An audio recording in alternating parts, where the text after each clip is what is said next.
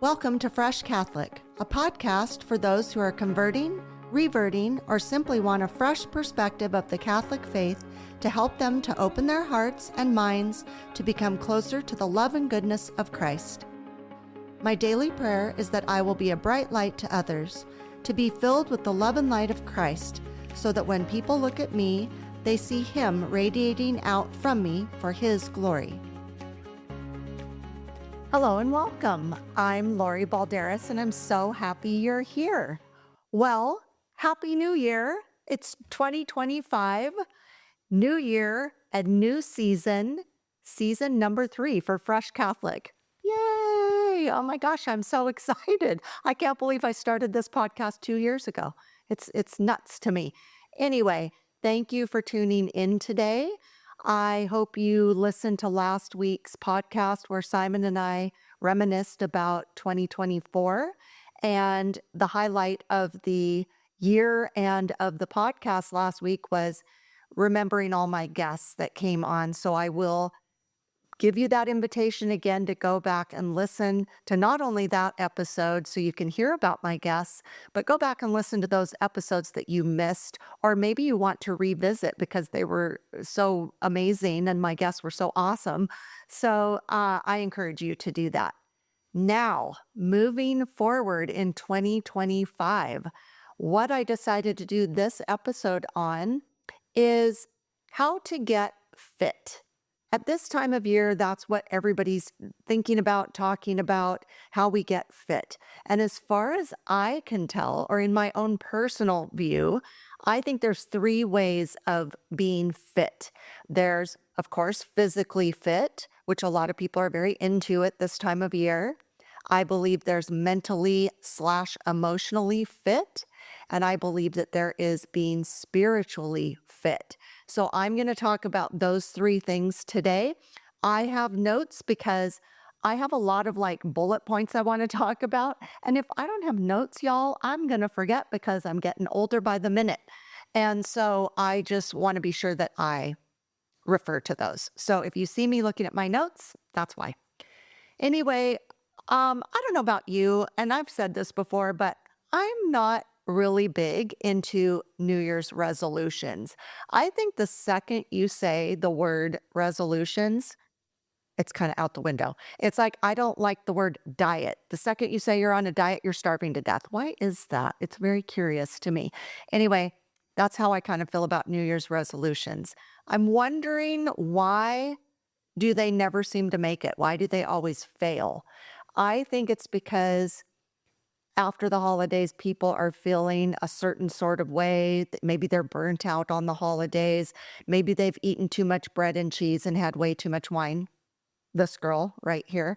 It was enjoyable and everything, but you get to the point where you're like, okay, I got to get my act together here. And you get all these very inspired thoughts, but a week or 2 in, you kind of slack off. Am I right? I think we all have had that experience. So I like to call them New Year's goals, because while I think the New Year's resolutions are we kind of come up with them quickly. There may be unrealistic goals, not goals, they're unrealistic things that we come up with that they're just kind of bound to fail. So I tend to think if you do New Year's goals, you can make them more doable. You can make them maybe in smaller increments, maybe taking things a little slower pace. And the goal would be that you want this to continue through the whole year. One thing that's kind of maybe fun to do is make a note to yourself, like in an appointment book or on a calendar, and say what your thoughts were at the beginning of January. And then when you circle back around next year at the beginning of January and you go to fill in your calendar like I do with everybody's birthdays, see what you said about your goals for 2025 and see how many of those you matched. I also think it might be a fun thing to come up with a game with yourself where it's like, okay, these are the goals I have for the month of January. How many of those by the end of January did you continue to do? And then give yourself a little prize. I'm all for reward. I'm all for bribing. Bribe yourself into doing well. And then If you did well in January and you want to continue those goals, move them over to February. Maybe add some new ones in. So that's kind of a fun thing you can do with yourself. I do think if you have kind of a reward at the end of every month, maybe it'll be more of a motivator. So try that. Anyway, so I want to get started on this. I'm going to start with becoming more physically fit. I think that's where everybody's mind is at this time of year. Again, they're feeling a little sloth like maybe. And so I think I want to give you some ideas about some things you can do to become more physically fit. Because if our bodies aren't healthy and our bodies aren't functioning well, then we're not going to function well. And we have to remember that God created our body and we have to treat it like a temple, as they say. We don't want to abuse it and put bad or toxic things into it. We want to try to be as strong and fit as we possibly can, because then that glorifies our Lord if we're showing that we value the body that He's given us. And some people are very, what's the word I want to use? They don't like their body. They don't like, they have a bad version of themselves and they're hard on themselves. And we have to remember that our bodies were made specifically for us. It's really hard to not compare yourself to other people, but try to not do that. Try to be more involved in healthy habits than in things maybe that you're again being unrealistic about your body type or, I'm not a supermodel. I'm only 5'5". I wish I was Giselle Bundchen, but I'm not. So I admire her and I think she's beautiful and physically fit, but I have to do what's right for my 59-year-old 5'5" disabled body. So I can only do so much, but I just want people to be more kind to themselves about their body and to try to work on having a good body image, because that's a whole thing too. The Lord made you and loves you as you are. He does want you to be healthy. He doesn't want you to be unhealthy, but don't be so hard on yourself. Okay. So a few things that will help you to be more physically fit would be things like you got to stop smoking. You got to stop smoking cigarettes. That is such an unhealthy habit. It's going to shorten your life. It's stinky. People don't want to be around it. It's not good for you at all. So let it go in 2025. Get it out of your life. And that goes for drugs as well. Now, I'm imagining not many of my listeners are doing drugs, but if you are, give those up. That's not suiting you at all. That's not a good thing to be doing. Neither is abundant alcohol consumption. So consider that. Try to pace yourself on your alcohol consumption. Now, I personally love wine. So I have limited my wine consumption. I used to drink a tremendous amount more than I do now. But, I have to be very mindful of it and I have to be very cautious with it. And I want to be sure that it's not taking control of my life. So certainly drugs are one issue. And those are something I think you should give up altogether. Drinking you can do in moderation, or if you don't want to drink or you have alcohol issues, by all means, give it up. Maybe try to limit your alcohol for Lent as well. That's a good time to start a good, healthy habit. Also, treats and sugar. Now, I love a good treat. I love to eat treats. Over Christmas, I probably ate too many treats. We were just given so many lovely treats by people. And I love treats as a, special thing. So the holidays are special, but now we're moving past those. So try to limit your sugar and your treats, because anything that's on, as they say on the outer, I think they say on the inner aisles of the market, aren't that great because they're mostly processed foods. They're high in salt, sodium, sugar. I can't have a lot of sodium, so I have to be very mindful of that. That's a danger with my condition that I have from my accident. So, but sugar, not good. Not good. I think you notice a lot of problems with not only your body, but your skin and everything when you're eating a lot of sugar, and your dentist notices too. So try to be careful about those. Stop being so sloth-like. I feel like we're just all wandering around in a slow, slow pace, wearing our jammies out to the market and to school. And why are we doing that? Pick it up, people, and get dressed. Put some pride in your clothes, put some pride in your appearance. You'll feel so much better. And get off the couch. Hey, I love laying around and watching movies, but every now and then you got to get up and you got to go outside and get some fresh air and put your clothes on. Put your clothes on, people. Okay. Drink more water. I drink a tremendous amount of water. I have a water schedule because of my condition. I have to drink a certain amount of water or else my body doesn't function properly. So you will find if you drink more water, you'll be more hydrated. Your skin will be more hydrated. You will feel so much better. Now, I know some people don't like water, they think it's boring. My husband, Simon Balderas, uses these little drops and they're like flavored they're flavored drops that he puts in his water to make it more exciting and fun. And he's drinking more water because of it. So, hey, go ahead and do that if you must. But drink more water. You'll really do well. Eat more healthy, clean food. And when I say clean, I mean pure food, as I used to call it. My son, Cody, my youngest son, used to have quite a weight issue when he was a little boy. And when he was about 17, he decided he wanted to lose weight. I said, you may, but you may not go on a diet because I don't believe in dieting. But let's change the way you're eating. Let's eat more clean food. What that means is things that are made in nature, like fruits and vegetables, things that are pure food, nothing added, like no, I don't want to say preservatives necessarily, but we don't want to eat a lot of manufactured food. Do you know what I mean? So, like when you look at the ingredients on something, the less ingredients, the better. And if you're eating good, healthy, pure food, that's what God intended. He created these foods for us so that our bodies would function properly.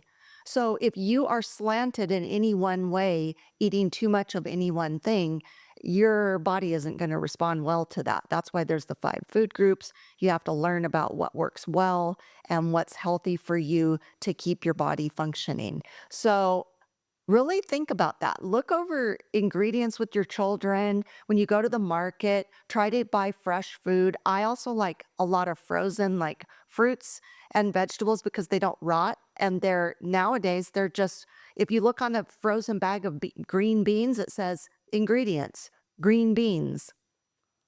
That's what I'm talking about.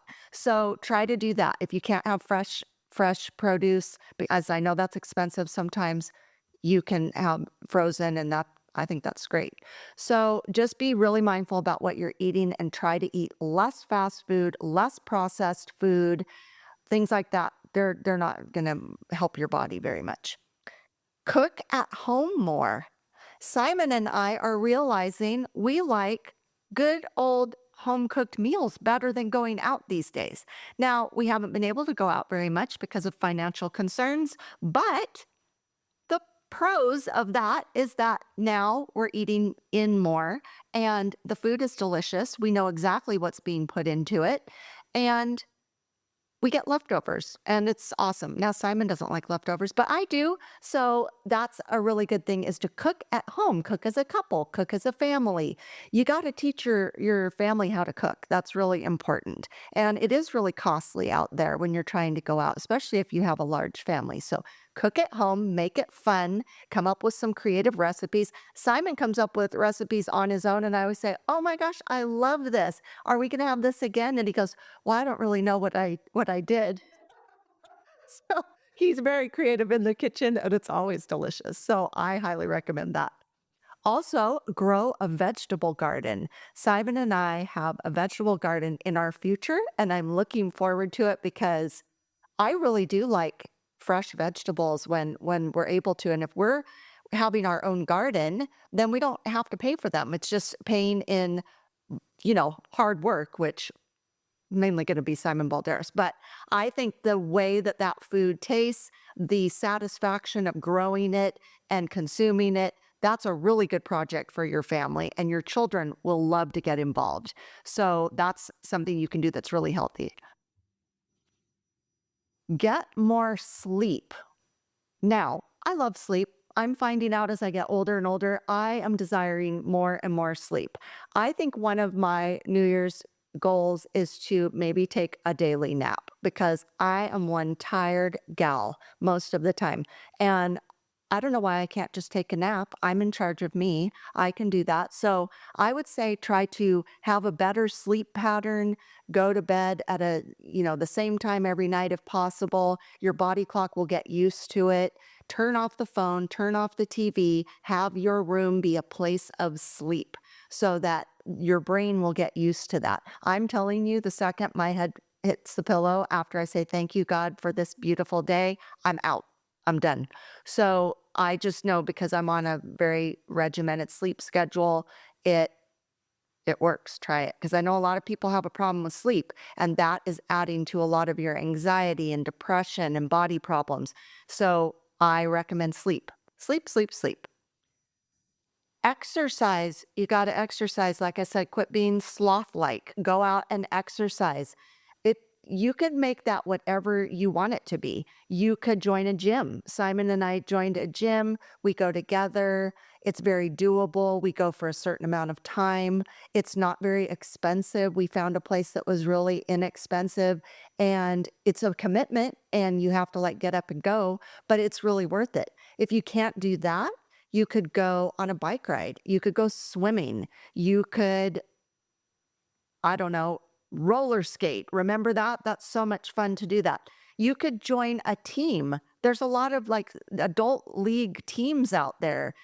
If you're one of those people that played sports in high school or college, and then now you're an adult and you're not doing those things anymore, there are lots of groups out there where you could join and continue it on. It'll be so fun, and then you'll have good team spirit. It's a good networking thing. So try that. And I don't know, go to the beach, go to the lake, go to the snow. Get out of your house and go out into the fresh air. That will really help you. So that's my recommendations for getting physically fit. And when I come back, I'm going to talk to you about how to get mentally and emotionally fit. Be right back. Have you ever wanted to witness the miraculous and walk where saints have walked? This is your chance. Join me, Lori Balderas, host of Fresh Catholic Podcast, and Father Matthew Miguel as we walk with you through Italy's most sacred sites. From the Eucharistic miracles of Lanciano and Orvieto to the peace of Assisi, your heart will be transformed by these extraordinary moments of grace. You'll walk the hallowed streets of Rome, step into the history of the Vatican, and witness the places where faith has flourished for centuries. Each stop deepens your journey. Each miracle renews your soul. We invite you to join us on an unforgettable, life-changing experience. Join us and let your faith come alive in Italy. We'll be right back. What does it mean to live a life of faith? What does it mean to live as a Catholic Christian?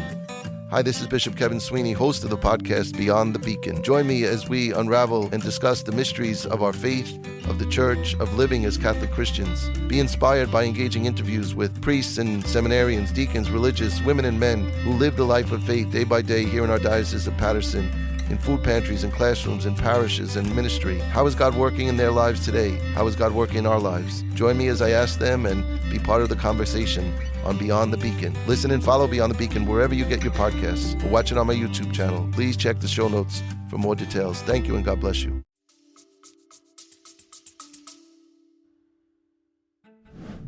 Have you checked out Fresh Catholic website yet? Oh my gosh, there is so many things going on there. First of all, we have an online store that has so many faith-based items that are original to Fresh Catholic. We have bags and hats and cups and shirts. We have a dog bowl. We have a puzzle. We have so many things to look at. There's an apron with St. Martha. Oh my gosh, it's so adorable. So check all that out. We also have Fresh Catholic coffee, 17 flavors, roasted and shipped on the same day. You need more coffee in your life, or give it as a gift. We also have information about our pilgrimage that's coming up in September of 2025 to Italy during the Jubilee year with Father Matthew Miguel. Please go check out the itinerary and sign up and come with us. We'll have so much fun. And we're going to record my podcast there. So please check that out. Also, we have educator Charles Merritt does the Fresh Catholic series on our website and also on YouTube. So check that out. He's done the Gospel of Mark. He did a whole Bible study series on that. He's done a series on the Our Father, the Hail Mary, sin, angels, sacraments and grace, and Advent. So that'll keep you busy over the winter months. You got to catch up with that because he's just coming up with more and more and more. Also, I'd like to give an additional shout out to my friend Tommy and Father Ed, who wrote a song called Carpenter's Son, the Carpenter's Son, about Joseph and the beautiful baby Jesus. So this song is sung by Drew Siglia, and I want you to check it out. I want you to listen to the bonus episode. There's a preview on there, and then download the song. Make it a part of your Christmas list. So thanks for checking everything out. We are so appreciative for you. Thank you for your support. And we're back. Okay, so now you know what to do to get physically fit. That's the number one step. Number two, becoming more mentally and emotionally fit.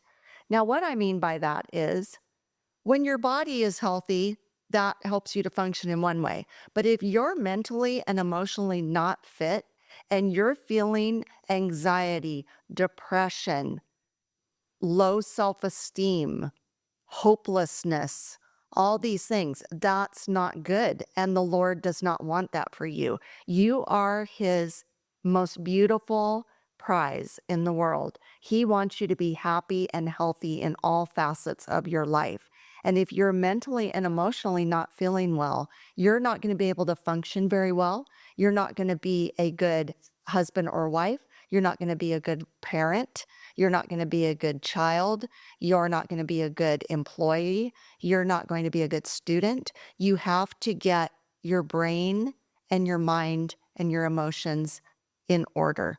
And sometimes that's really hard, especially if you have a lot of outside interference or a lot of outside chaos or a lot of uncertainty. So all these things are going on in our world for sure. But you can get in control of these things. You can pray to the Lord to help you every morning. Lord, please help me so that I can focus on you, Lord, not focus on all these anxieties I'm having. Lord, please relieve these anxieties from me. Please take these burdens off my shoulders. I can't handle it. Lord, please clear my head and my thoughts so that I can be more focused on you and to just want to have a good positive attitude in life and know that you're with me every step of the way. But some practical things you can do to do that would be limit your screen time. There have been studies done more and more and more at how our cell phones, how our screen time is damaging ourselves and our children. It's gone completely nuts. It's gone haywire. There were not enough restrictions put on these items to begin with.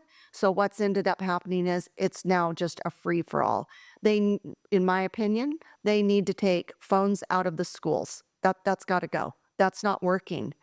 I have a friend who's a substitute teacher, and he says these children all have their phones. It's a distraction. It takes all this time away from class time because the teachers and the substitute teachers and the aides all have to be constantly harassing these kids about putting their cell phones down. It's taking away from the learning, and it's ridiculous, and it's unnecessary. They don't need those in the classroom. They don't. So that's one thing I think. The more we can, as parents and grandparents and just people in general, even if you're an employer, the more that you can encourage and require that the people around you aren't glued to their phones constantly and have a time and a moment where they put their phones down. In your family, have a time where the phones are off. I think my daughter, I think she was telling me that they can't have their phones when they go to bed at night. They have to put them somewhere and they go to bed. Otherwise, they would be on them all night long.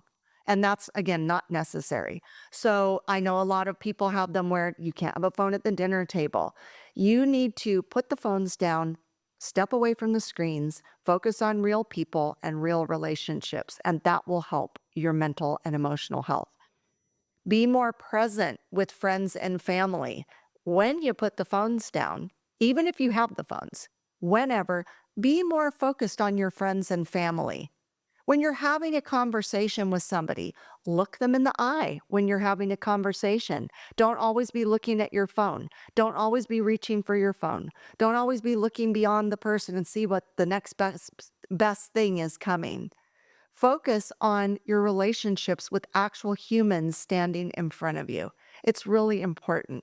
Engage with them, give them a hug, give them a handshake, give them a pat on the back, give them encouragement, but be present. That's really important. How do you feel when you're talking to somebody and they're looking at their phone instead of you in the eye? It doesn't feel very good. And our children are picking up on this and they're certainly doing the same thing. So let's be mindful of that. Have more dinners together as a family. I mean, back in the olden days, not that long ago, really, people used to sit every night for dinner together and they would discuss their day, good and bad, highs and lows, and enjoy a meal together, preparing it, setting the table, engaging with each other, clearing the table, and moving on with their life. What happened? Why are we not doing that anymore? That there are, again, studies show that when you sit down as a family, your family is more successful and engaged with each other. And again, no phones. Leave the phones, have a basket, have a box, have something where people put them to the side. Do that. And I think your family will really, I mean, it's just going to benefit your family. And this is how you know what goes on in everybody's day. And it's not a bunch of grunting and a bunch of, how was your day? Fine. That's not engaging with each other. So make a point of having family meals together. Come up with some hobbies to do together or alone. Remember hobbies? I mean, I'm old. I know I have a lot of elderly listeners. Everybody used to have hobbies. What happened? There's no hobbies. Simon and I were talking the other day, and I said, we need hobbies in our future because I used to have a million hobbies and I don't have time for hobbies anymore, but I'm going to make time for hobbies this year because I think that's really important. I really miss doing things like that. It really helps to relax people. It helps them, whatever it is. I love to hear what all kinds of people's hobbies are because I think it's a good insight into a person. Like, why are they into that thing? Like, why do they stamp collect? Why do they like to garden? Why do they like to do crafts? Why do they like to paint?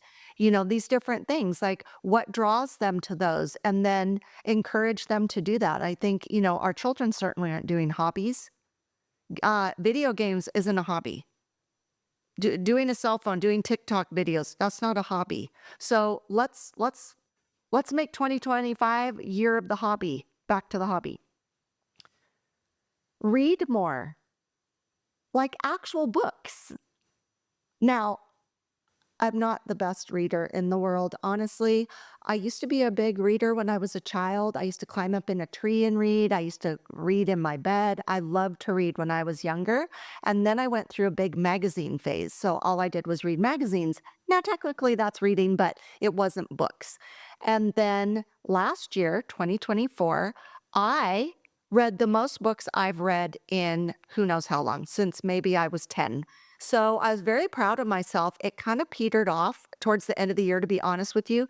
I just got involved in other things, but I want to get back on the reading train this year. I got a new book for Christmas from my husband, so I'm going to start with that one. And I like to read religious books because that's the thing that brings me the most joy at this time of my life. So whatever it is, do that for yourself. Read. It helps your brain. It gives you, it makes you think, it makes you focus, and it's a really good thing to do. So I highly recommend it. And again, it's an old school thing, but it shouldn't be. Books are great. Watch more nature shows. I don't know about you, but there is nothing more entertaining than watching animals. What are they doing? How do they do it? It's very fascinating. It's very educational. There's so many things on, I think, Disney Plus that you can watch. Oh my gosh, documentaries with all these animals. It really is fascinating. So, and funny. A lot of the time it's funny, it's heartfelt. It really shows you how animals are very human-like sometimes. So do that as a family. That's a fun thing to do. Watch old movies together. Simon and I have been watching a lot of black and white, old movies, things I've never seen before in my whole life, and I'm a big movie person. That's been very beautiful and wonderful, and just to go back and see how they used to make movies, and the stories were so much more simple, and they didn't have a hidden agenda or anything. They were just entertainment and beautiful, and the actors were amazing and iconic.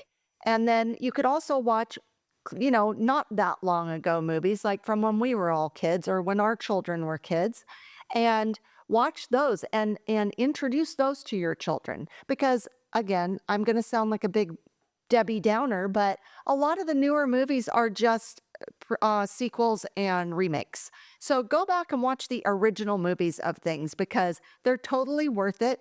They are famous for a reason, and they've made stars out of the people that are in them for a reason, and they're very entertaining and awesome. So check them out. Do them by season. Sometimes that's fun, like have certain ones you watch in the winter, spring, summer, and fall. So I highly recommend that. Have everybody like write down a bunch that they want to watch and then check them off.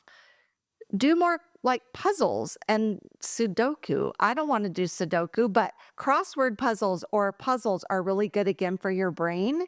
And those are good things to focus on, and it'll help your brain to not turn to mush so much.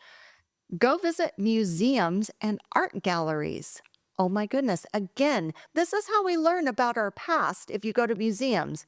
It really gives you an insight of where we were, where we've come, how far we've come, and where did things originate? How did they used to do things? I mean, I think museums are fascinating. You can totally get lost in them. They're so educational for yourself and your family.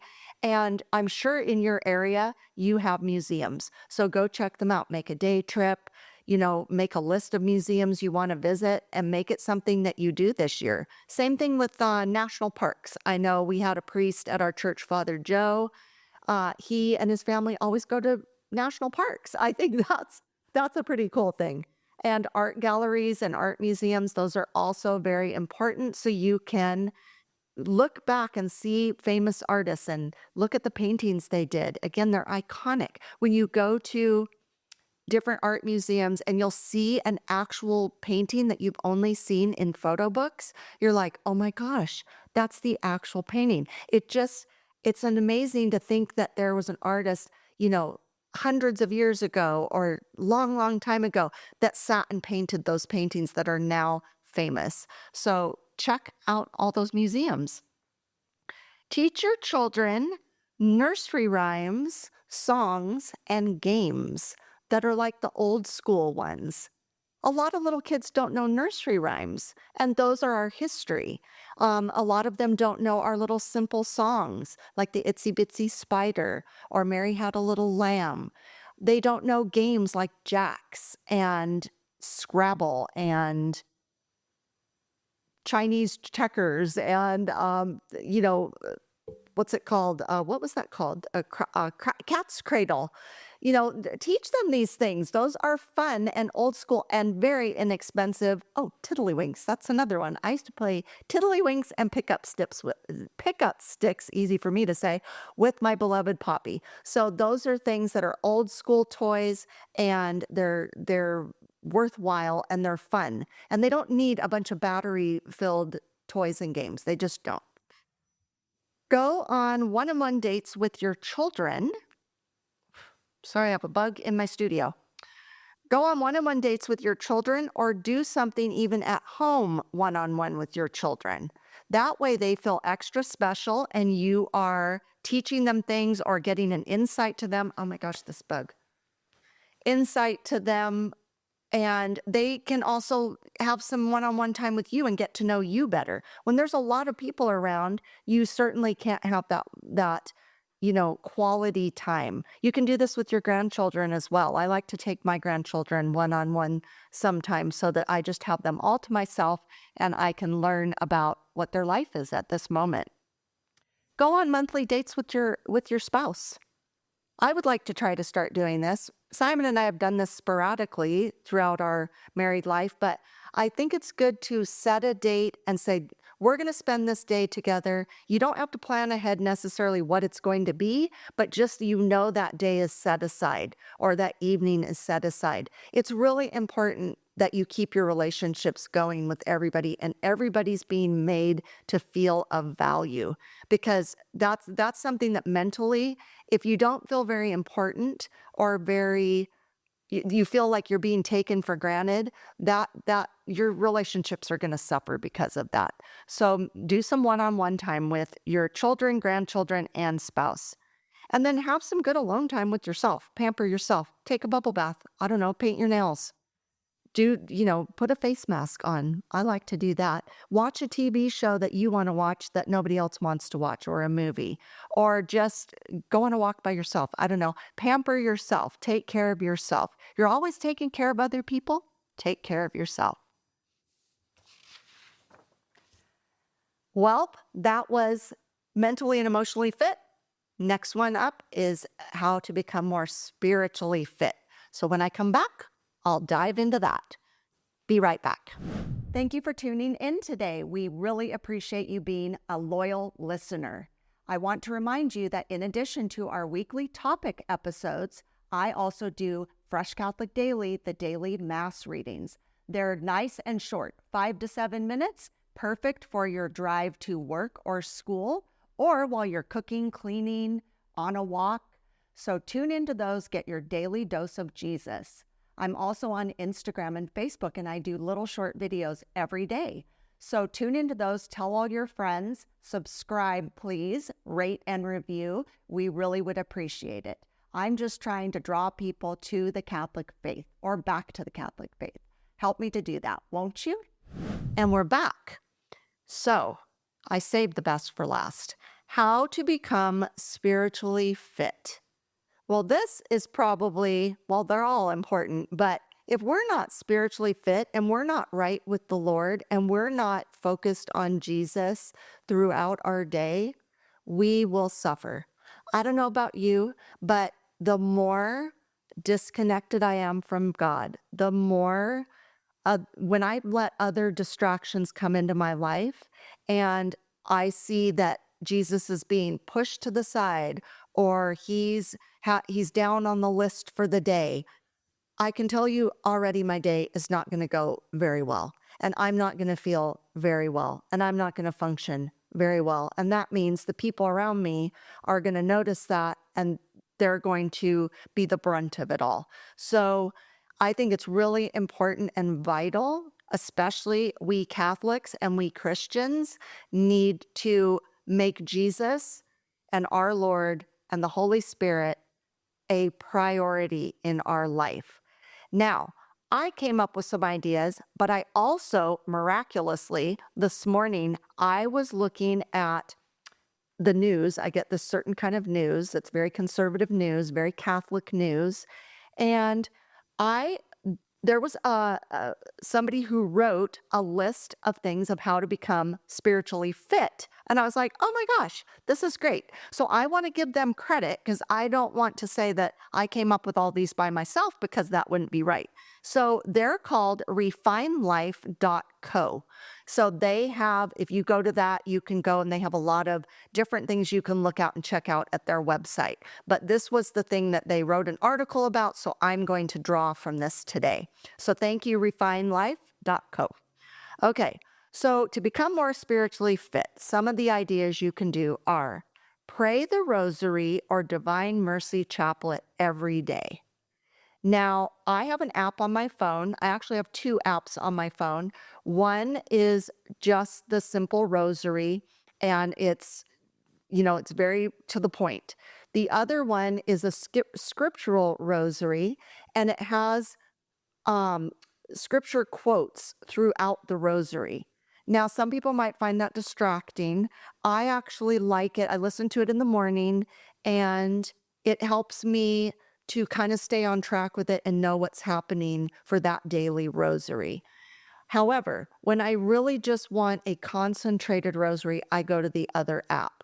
I know in our church after daily mass, a group gets together in the church and prays the rosary. I think that that's a really important thing to do if you have the time to stay after, pray the rosary after daily mass and get started on your day. That is like the best vitamins in the world for you is to do that. So, and then the Divine Mercy Chaplet, I actually love that too. And my music director, Andrew Petracca, who on my dailies, he sings the gospel acclamation on every daily episode. He actually recorded a Divine Mercy chaplet that I recorded kind of secretly. I've played it so many times that I told him, however many times it's been listened to on YouTube, it's probably me. So I just love to hear him sing the Divine Mercy chaplet. And so I wish everybody had an Andrew Petracca to sing their Divine Mercy chaplet. I put my headphones on and I listen to it and I love it. So I highly recommend that. Go to confession at least once a month. I know Father Matthew Miguel, every time I would go to confession, he would encourage me to go at least once a month. I really slacked off on that, to be perfectly honest with you. I need to go to confession about that. I think that that's really important. Just go get it off your chest, whatever it is. Go get it off your chest, get it off your soul, breathe easy, be a clean vessel as often as you are able. It's really important. Have your house blessed. I know a lot of people have this done. I think it's a very comforting thing. Have your priest or your deacon come and bless your home. And have your family involved in it. Go room to room with them and just feel your house being cleansed of all evil spirits. Start the morning with a morning offering. I think that's really important. So, anytime you can start the day on the right foot, first thing when your eyes pop open, thank you, Lord, for bringing me safely to this day. Please watch over me. Thank you for giving me a good night's rest. And please help me with my day today, Lord. Arrive early and stay until the end of Sunday Mass and spend 5 minutes afterward in praise. Well, it would be very unusual if Catholics showed up to Mass early. There's a small percentage that do, but for the most part, Catholics like to come breezing in a little after it begins. So try to get there early, try to get situated, focus on Mass. Don't rush out. Do not leave right after you receive communion. Stay for the final prayer and blessing. And then, if you can, stay afterward for another 5 minutes for just prayer and reflection. And then I'll add a little something to this. I think something that I want to start doing this year is after you leave Mass, you're in the car with your family, ask everybody what their favorite part of Mass was or what they liked about the homily or something like that, because then you can follow up on what you all just heard and experienced, but hear what everybody's take was on it, because everybody's going to have a different version and a different view. Don't let everybody get away with the thing where they go, I liked it when it was over. When you ask a kid, how was school today? What was your favorite part? Recess or lunchtime? No, that's a cop-out answer. Try to really have a dialogue about what you heard at Mass. You're in the car, you might as well get it done. And I think it will become a healthy habit.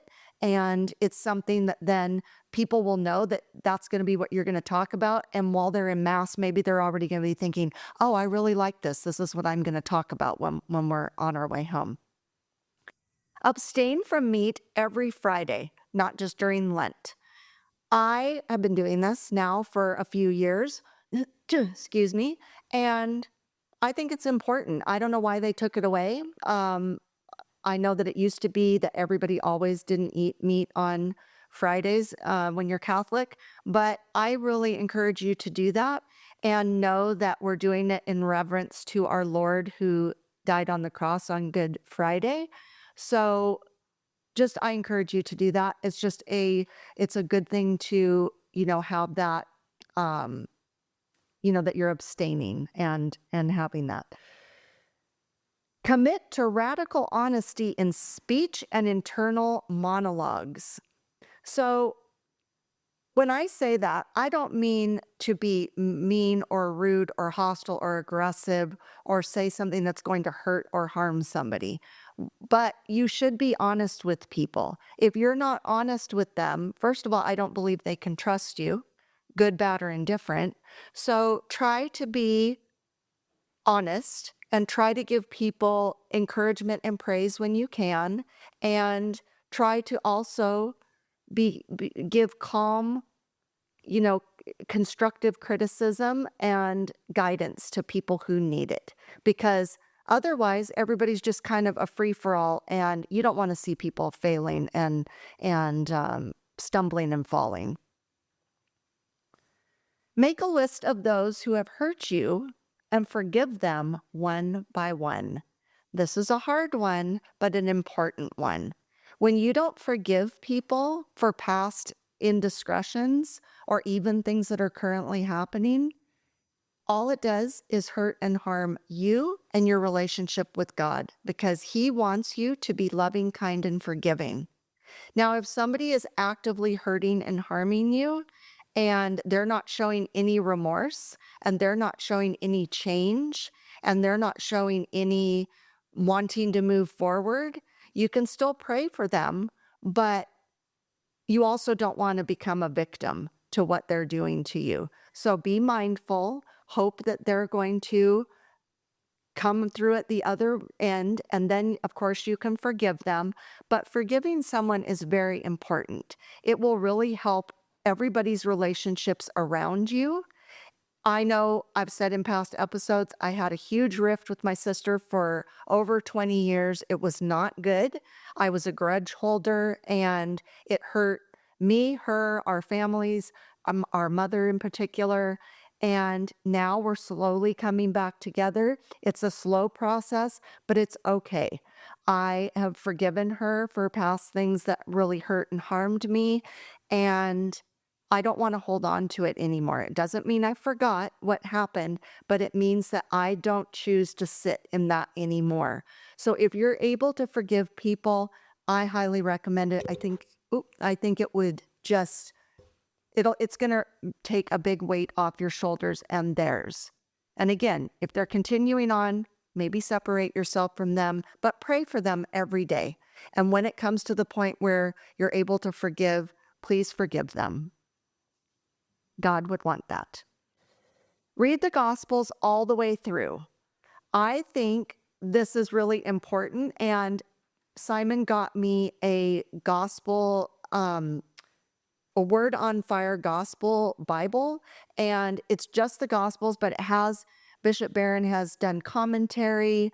There's other things to read, but it is the four Gospels, and it's done in such a beautiful way. I think you can order that, and it's very worthwhile. It's beautifully done. It's something that everybody in the family can enjoy, and it's very doable. You could read a chapter a day. It's a beautiful way to learn, or just get out your handy dandy Bible and start reading the Gospels. It's really important. And then, I always am very interested in what Jesus had to say because he's my number one guy. Wear religious symbols for the entire year. I know I wear my medals. I have certain medals I wear every day, and they are with saints or with Jesus. And when I wear them, I feel like It's just a team with me. It's something I've said in past episodes. If you see me kind of messing with my metals, it means I'm praying and I'm asking for extra help. If I'm rubbing them, I'm kind of praying, Lord, please help me, or Saint Rita, please help me. I kind of swap out my metals sometimes, and depending on the situations I'm in, I wear a crucifix every day. These also draw attention to you, that people can tell that you're Catholic. And I find that it's always a conversation starter. And it's not about me. I'm not wearing them to draw attention to me. I'm wearing them so that people will recognize that I am a Catholic.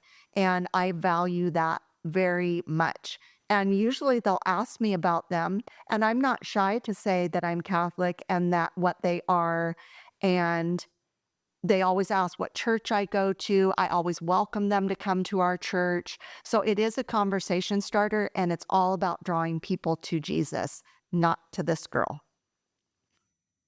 Complete an online course on a spiritual topic. Oh, I think that's pretty awesome. I know Catholic Answers has, I think they have a course. If you go to their website, I think you can take different courses there.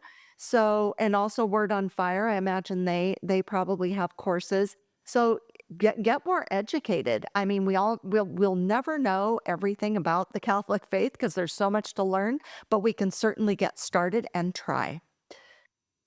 Commit to at least 15 minutes of prayer per day. Now, one of the things, I pray a lot all day, every day. I don't know how really great and quality my prayer is. I think I'm easily distracted. I think my life is very chaotic. I think I'm always rushing here and rushing there and pray when I can. But I think there's something to be said about being in a silent or quiet space and focusing solely on prayer. I think a beautiful place to do that is the Adoration Chapel because it is so quiet and beautiful. I need to add more of that type of prayer into my life because it's this way I'm praying is just not working for me. Join a Bible study or a church group. There's a lot of them out there, and I think that's a good way to get together, to worship with other people, to have some fellowship and FaceTime with people where you're actually in the same room with them. I think it's really important. And to hear other people's take on what you're reading. I always find that fascinating. It's like read a passage and then go around and have everybody say what their thoughts are about it. I think that's really important. Volunteer at your church. Trust me, they need you. We need lots of volunteers, and I'm sure every church out there is the same as our church. Volunteers are vital to keeping a church going so that everybody can function. Certainly, one person can't do all the work. There needs to be many workers, and many hands make light work, as my beloved Poppy would say. So, volunteer at your church. There's so many jobs you could do. Start or join a ministry. Again, there's many of them out there. Find something that you're interested in and then go be a part of it because you will thrive, and get your family involved or do it by yourself, but get involved. That's really important.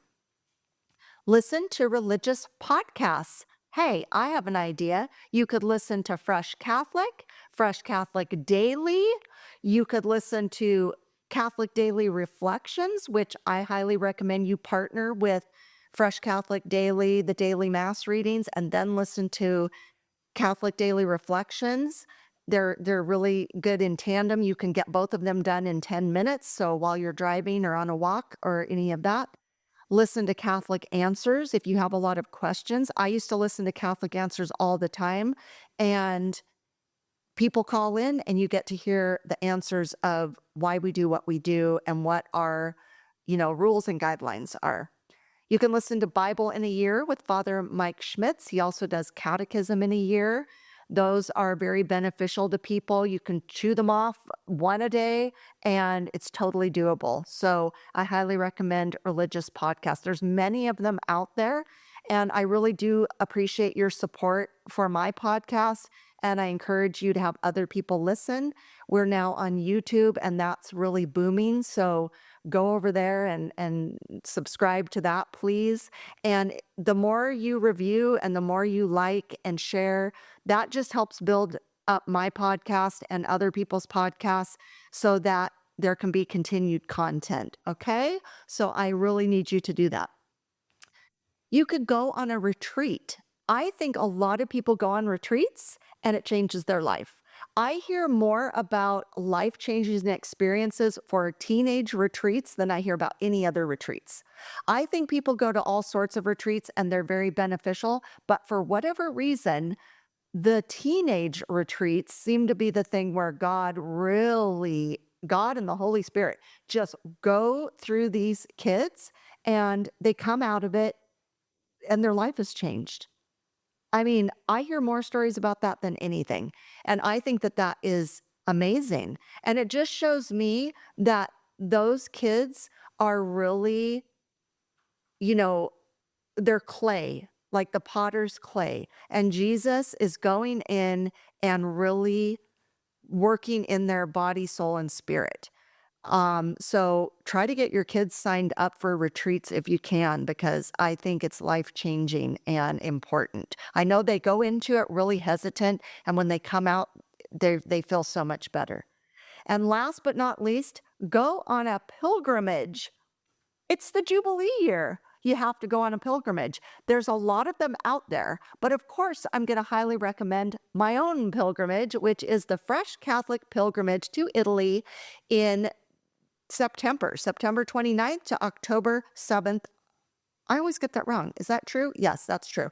Go to my website. You can see the itinerary. You can see everything that it involves. There is a number there. There's a way you can reach out to Kayla at Trinity Tour Travels, and she can give you any information you need. There is a $300 deposit. You can make payments, and we're going. And Father Matthew Miguel is coming with me. He's an amazing, wonderful priest, and we're going to have such a beautiful time. It's going to be just a life-changing, beautiful, meaningful, important bucket list type of a trip. So please come with us. We would love it if you would come. We're going to record the podcast there, film a documentary while we're there. I mean, it's going to be amazing. So please join us. And if not us, join another pilgrimage that you feel more suited to. So that's what I have to say about becoming more spiritually fit. Now, wait, I have to ask my producer, do we have another commercial or we did both? We did both. Yes. Okay. So I'm just going to finish up with an encouragement to come up with your top 10 goals for 2025. Do your top 10 goals as an individual, and then sit down with your family and do your top 10 goals as a family. I think it's really important to get it down on paper, maybe come up with a theme of the month or something you want to do, and then jump in and get started, because we're at the beginning of January right now, and now is the time. So let me give you my top 10 goals for 2025. This girl. Number 1, focus more during Mass and have more focused prayer time. Number 2, go to confession at least once per month, as per Father Matthew Miguel. Father, if you're listening, I'm going to take you up on it. Number 3, stay and pray the rosary at least once per week in the church. I never do that, and I would like to start doing that at least once a week. Number 4, read a religious book at least one per month. So I'm going to get started on that new book. Number 5, eliminate stuff and toxic relationships that are just causing chaos, and reduce them so that I can reduce my chaos and my anxiety. Number 6, eat healthier and take more naps. I love both of those. Number 7, limit phone usage and screen time. Now, I love my phone, but I'm going to really work on that one. Number 8, once a month date day with Simon, my husband. Hear that, Simon? Number 9, be more connected to my children and grandchildren. Now, everybody has a busy life, so I want to try to FaceTime them more. I'm on a group text with my grandchildren, and I text them every morning. I need to do that with my other grandchildren who live out of state. I want to FaceTime them more because I don't get to see them personally. And so I would like to do that. And number 10, surrender more to God's guidance and will. Sometimes I say I'm surrendering to it, but I have to really work on letting go, giving him everything I have, and allowing him to do his best work and just guide me. And I know whatever he has planned is the best. And if anything is chaotic or anxiety ridden or negative, I know it's not from him and I need to steer clear of it. So that's what I'm working on. So thank you for coming today. I know this has been a lot, but you got to get started on the new year and become a healthier, more spiritually fit person. Thank you. Love you. Bye. Thank you for joining me today. Now go out and be a bright light in someone's life. And remember, be focused, be faithful, and be fresh. Fresh Catholic is produced, edited, and recorded in Ventura, California.